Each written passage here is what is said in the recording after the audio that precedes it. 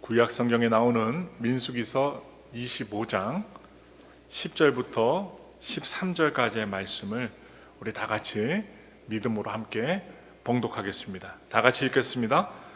야훼께서 모세에게 말씀하여 이르시되 제사장 아론의 손자 엘리아살의 아들 비느하스가 내 질투심으로 질투하여 이스라엘 자손 중에서 내 노를 돌이켜서 내 질투심으로 그들을 소멸하지 않게 하였도다.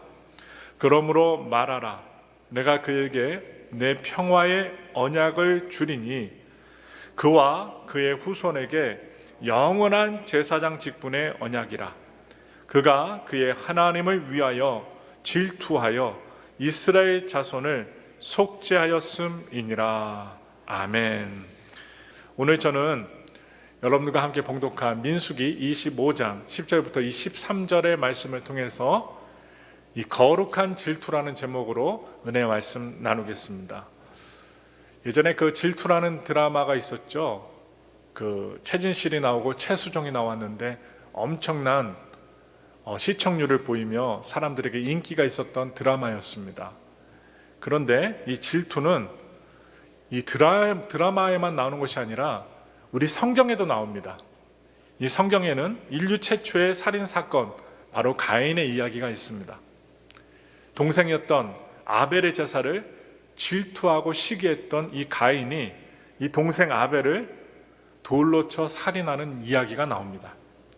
또 다른 이야기로 요셉과 이 형제 간에 부모의 사랑과 축복을 놓고 경쟁하고 시기와 질투하는 사건들의 이야기가 성경에 나옵니다.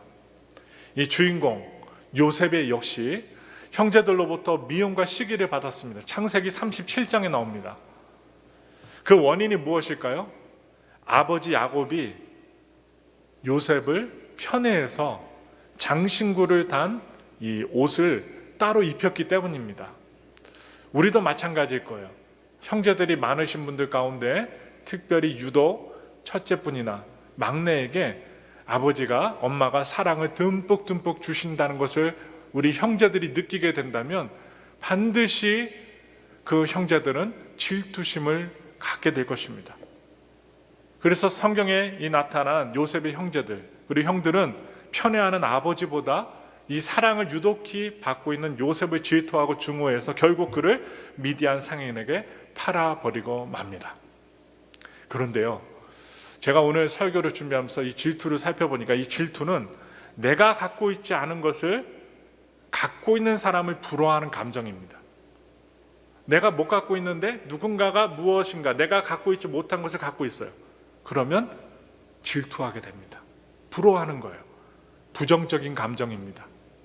이 질투가 넘치는 사람은 남처럼 되기 위해 사는 사람입니다. 그러나 이 질투가 삶의 동기가 되는 한 자신을 진정으로 사랑하기 힘듭니다. 남만 부러워하다가 정작 자기 자신에 대해서는 만족을 하지 못하기 때문입니다. 오늘 성경 본문 우리가 계속 민수기 말씀을 살펴보고 있는데요, 이 민수기 말씀 오늘 25장에는 질투라는 단어가 나옵니다. 우리 말씀 봅니다. 민수기 25장 11절의 말씀을 힘차게 읽겠습니다. 제사장 아론의 손자 엘르아살의 아들 비느하스가 내 질투심으로 질투하여 이스라엘 자손 중에서 내 노를 돌이켜서 내 질투심으로 그들을 소멸하지 않게 하였도다. 지금 질투라는 단어가 나오는데 이 질투는 지금 성경에서 나오는 질투라는 단어는 부정적인 감정이 아닙니다. 하나님은 비느하스의 그 질투를 칭찬하십니다. 오늘은 하나님이 칭찬하시는 이 거룩한 질투, 하나님 편에서의 질투가 무엇인지 한번 살펴봅니다. 먼저 이 비느하스가 하나님을 위하여 질투하게 된 배경을 한번 살펴보겠습니다. 오늘의 본문의 내용은 이스라엘 백성들이 이 가나안 땅 진입을 앞두고 벌어진 사건입니다. 축복의 땅, 은혜의 땅, 40년 만에 들어가게 되는 그 은혜의 땅 들어가기 전에 일어난 사건이었어요. 우리 민수기 25장 1절부터 3절까지의 말씀을 읽겠습니다. 이스라엘이 시딤에 머물러 있더니 그 백성이 모압 여자들과 음행하기를 시작하니라. 그 여자들이 자기 신들에게 제사할 때에 이스라엘 백성을 청함에 백성이 먹고 그들의 신들에게 절함으로 이스라엘이 바알 보올에게 가담한지라 야훼께서 이스라엘에게 진노하시니라. 아멘. 지금 말씀을 보시면 음행하다라는 단어가 나와요. 음행하다. 히브리어로 자나라고 합니다. 이 단어는 단순한 성행위가 아닙니다. 성적인 행위가 아니라 이방 신들과 관련된 음행을 가리킬 때 쓰는 말입니다. 이 바알볼에게 가담했다는 말은 그 바울과 함께 연합했다는 거예요.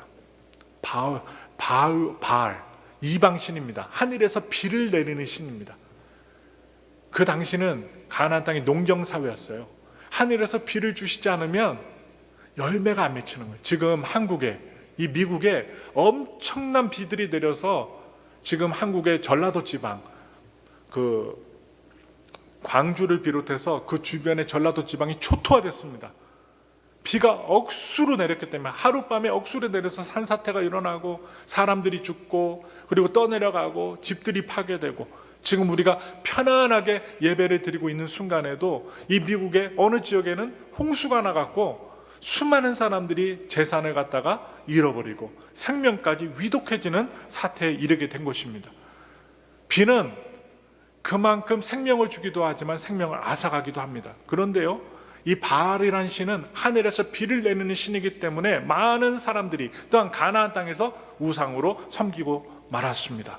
그런데 보시면 이 연합했다는 말, 가담했다는 이 단어는 함께 멍에를 지다, 짝을 지다, 연합하다는 뜻이 담겨 있어요.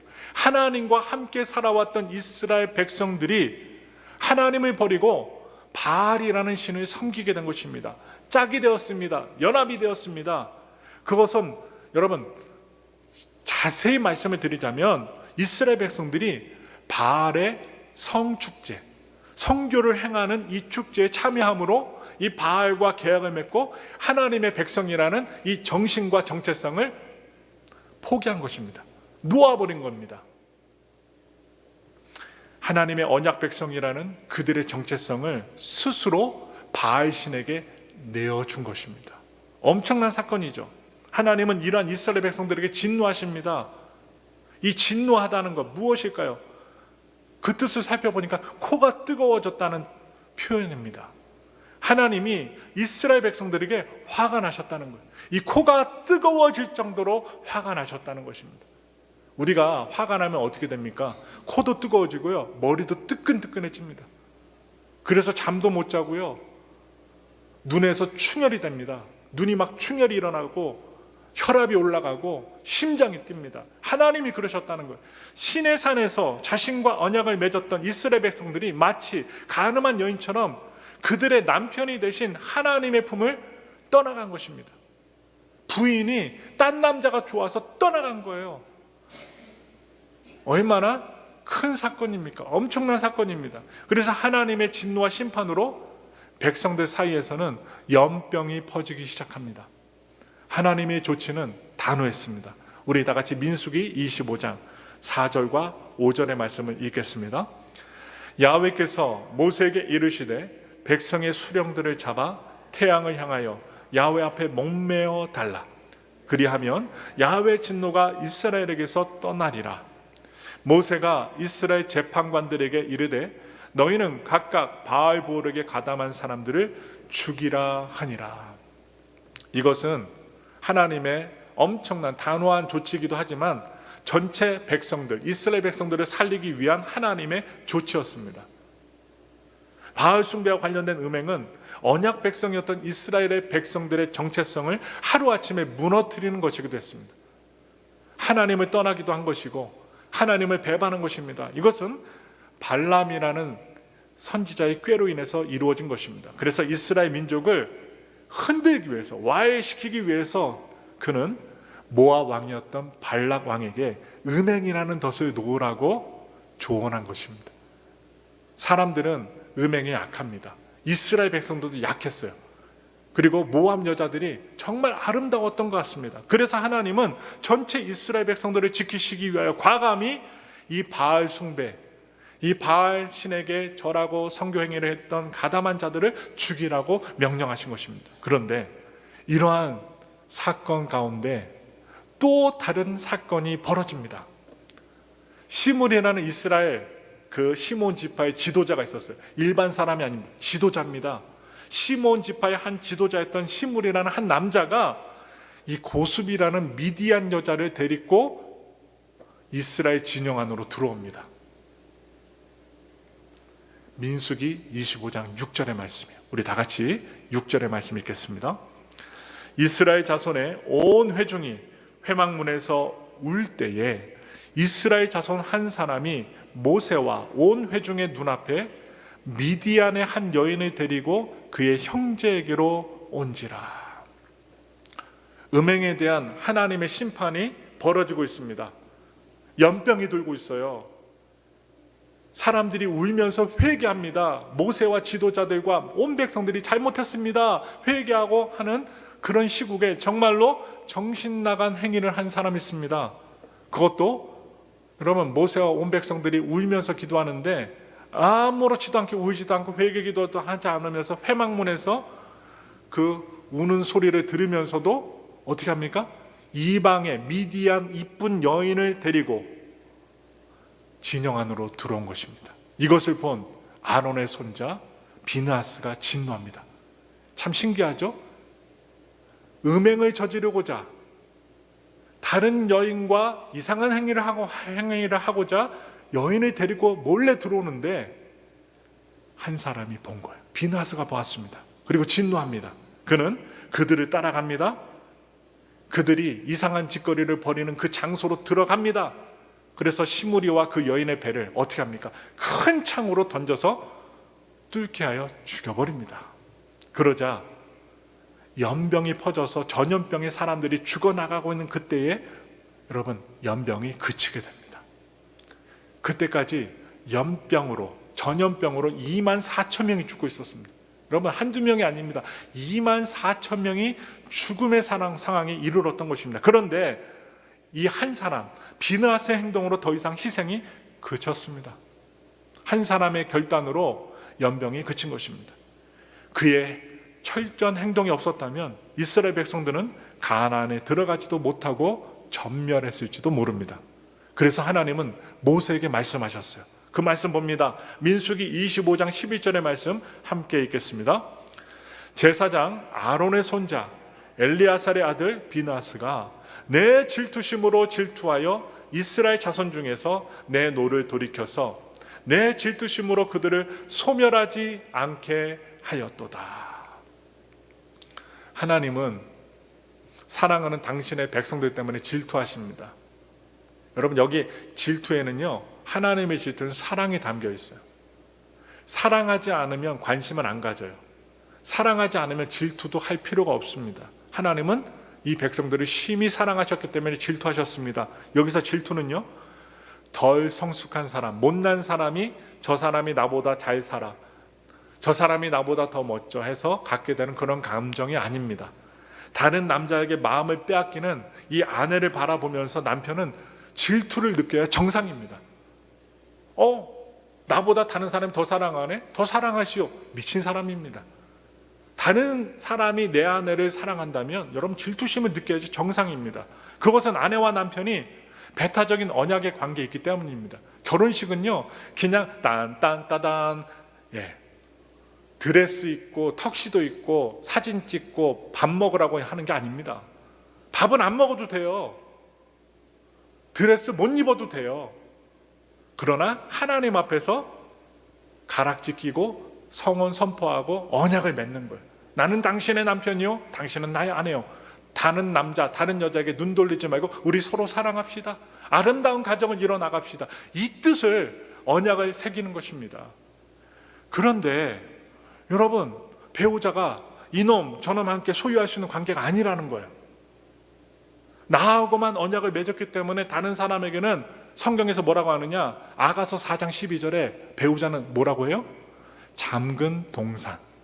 그 동산은요, 아무나 못 들어가요. 문을 잠급니다. 남편이 아내가 문을 열어야만 들어갈 수 있는 동산입니다. 그리고 우물이 있는데요, 덮은 우물이래요. 아무나 먹을 수 있는 우물이 아닙니다. 아무나 건드릴 수 있는 배우자가 아니라는 거예요. 덮은 우물, 배우자만, 상대방만 덮은 우물을 열어갖고 우물을 마실 수 있다는 거예요. 또한 봉안샘, 우리는 열심히 산에 올라가서 아무 데서 약속물 떠먹잖아요. 그런데 배우자는요, 봉안샘, 아무나 먹을 수 있는 샘이 아니라는 거예요. 그래서 언약적인 사랑에는 반드시 그것을 방해하고 빼앗는 것에 대한 여러분 불같은 질투가 있다는 사실이에요. 성경은 하나님을 질투하시는 하나님이라고 고백합니다. 출애굽기 34장 14절의 말씀 읽겠습니다. 너는 다른 신에게 절하지 말라. 야훼는 질투라. 이름하는 질투의 하나님이니라. 아멘. 하나님이 질투하시는 하나님이래요. 하나님은 우리를 질투하시기까지 사랑하시는 분입니다. 그 질투의 하나님은 우리를 사랑하시기 때문에 우리에게 독점적인 사랑을 요구하십니다. 우리의 마음이 결코 우상들에게 빼앗기는 것을 원치 않으십니다. 혹 우리의 마음이 돈, 명예, 성공, 자식, 그리고 쾌락 때문에 나누인다면 하나님은요, 그런 우리 때문에 질투하신답니다. 우리가 하나님보다 사랑하는 것이 너무 많다면 하나님 질투하신대요. 그것은 하나님이 언약을 맺은 대상을 보호하시고 지켜내시기 위한 질투라는 것입니다. 그래서 질투는요, 제가 히브리어로 살펴보니까 키나라고 하는데 성경에서 뭐라고 번역이 되냐, 열심으로 번역이 됩니다. 열심. 자기 백성을 향한 열정적인 사랑이 바로 하나님의 질투, 야훼의 열심이라는 것입니다. 사랑하면 열심 냅니다. 우리 성도님들이요, 연애할 때 한번 생각해 보세요. 결혼하기 전에 연애할 때 결혼하기 위해서 얼마나 열심히 합니까? 사랑도 얼마나 열심히 사랑합니까? 결혼한 이후에 사랑이 사그러들기도 하지만 여러분 정말로 사랑하면 열심을 냅니다. 그래서 하나님은 우리를 향해서 열심을 내세요. 그래서 하나님은 비나스 행동을 내 질투심으로 질투한 것이라고 평가하셨습니다. 진정한 하나님의 사람은 하나님이 질투하실 때 함께 질투하는 사람입니다. 하나님이 열심을 내시는 대상을 향하여 함께 열심을 내는 사람이 믿음의 사람이에요. 그 사람은 하나님과 마음이 합해진 사람입니다. 하나님과 마음이 합해진 사람은 원수가 우리의 정체성을 흔들기 위해서 놓은 덫이 있어요. 여러분과 제가 은혜 받고 축복을 받고 하나님의 뜻대로 온전히 살아갈 때에 마귀는요, 저 세상에서, 가정에서, 사회에서 덫을 놓습니다. 왜냐? 하나님의 은혜와 복에서 떠나가게끔, 예수 믿는 것에서 떠나가게끔 여러분 덫을 놓는다는 거예요. 그런데 하나님과 마음이 합해진 사람, 하나님의 생각을 지닌 사람, 하나님의 열정을 지닌 사람들은 여러분 정체성이 흔들리지 않는다는 것입니다. 마귀의 덫에 걸리지 않습니다. 모든 사람이 우상 숭배라는 덫에 걸려들 때 오히려 당차게 일어나 하나님을 향해 창을 들게 됩니다. 여기서 창은요, 여러분들이 무기를 들고 싸우라는 얘기가 아니에요. 말씀의 창을 든다는 거예요. 말씀으로 구별하고 분별하고 넘어간다는 거예요. 오늘날 미국과 전 세계, 한국도 마찬가지입니다. 동성애를 옹호하고 찬성하는 추세입니다. 그것에 찬성하고 가담하는 것은 과거 이스라엘이 바알보르에게 가담하는 행위와 같은 것입니다. 동성애가 법제화된다면 동성애가 죄라고 말하고 있는 성경이 위법이 됩니다. 이 미국에서도요, 합법화된 주에서 어떻게 됩니까? 목사들도 말을 못합니다. 케이크를 만드는데요, 그 동성애 결혼하신 분들이 케이크를 만들어야 할 때 노 했을 때 법적인 소송까지 당하게 되었습니다. 그리고 동성애를 반대하는 교회와 사람들은 법의 제재를 받게 됩니다. 이 동성애는 이제 교회와 하나님의 백성을 흔듭니다. 그 정체성을 흔들고 허무는 이 시대에 바알 숭배가 되어버리고 말았습니다. 그래서 유럽이나 한국이나 이 미국에서 동성애자들의 상징인 6개의 색깔, 이 무지개 글자판 위에 뭐가 있는 줄 아세요? 성경 말씀도 붙입니다. 이 동성애 이 글자판에 여러분 성경 말씀을 붙이기도 해요. 그 말씀 뭐냐? 한번 볼까요? 창세기 9장 13절 말씀이에요. 한번 읽겠습니다. 내가 내 무지개를 구름 속에 두었나니 이것이 나와 세상사의 언약의 증거니라. 이 물심판 이후에 너희들 다시 물심판 안 하겠다 하는 이 언약의 이 말씀을요, 자기들에게 적용을 합니다.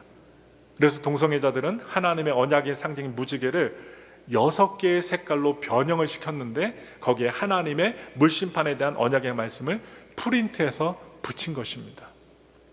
그들도 변화되길 원합니다. 우린 기도해야 됩니다. 차별을 하기보다는 사랑해주고 기도해줘야 되고 변화받기를 중보해야 됩니다. 오늘날 우리 시대에도 하나님의 질투심으로 거룩한 질투를 하며 창을 들고 일어서는 비느하스가 필요합니다. 하나님은 하나님의 감정을 품은 비느하스에게 이런 약속을 하셨어요. 우리 민수기서 25장 12절부터 13절의 말씀 읽겠습니다.